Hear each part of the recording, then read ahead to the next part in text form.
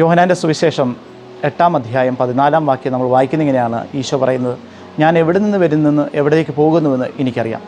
ഇത് നമ്മളെ ഓർമ്മിപ്പിക്കുന്നത് പഴയ നിയമത്തിലെ ഒരു വലിയൊരു കാര്യമാണ്. ഹാഗാറിനോട് മാലാഖ വന്ന് പറയുന്ന ഒരു കാര്യമാണ്, ഹാഗാരെ നീ എവിടെ നിന്ന് വരുന്നു, എവിടേക്ക് പോകുന്നു?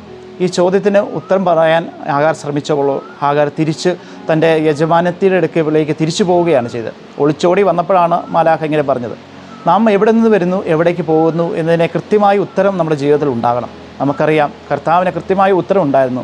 കർത്താവ് എവിടെ നിന്ന് വരുന്നു, എവിടേക്ക് പോകുന്നുവെന്ന്. സ്വർഗത്തിൽ നിന്ന് വരുന്നു, സ്വർഗത്തിലേക്ക് പോകുന്നു.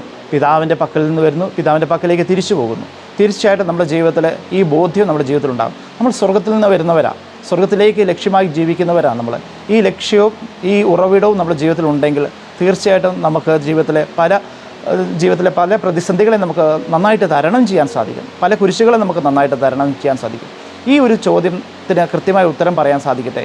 നാം എവിടെ നിന്ന് വരുന്നു, എവിടേക്ക് പോകുന്നു? ഈ വചനം നമുക്കൊന്ന് ഭക്ഷിക്കാൻ സാധിക്കട്ടെ. ദൈവം നമ്മളെ അനുഗ്രഹിക്കട്ടെ.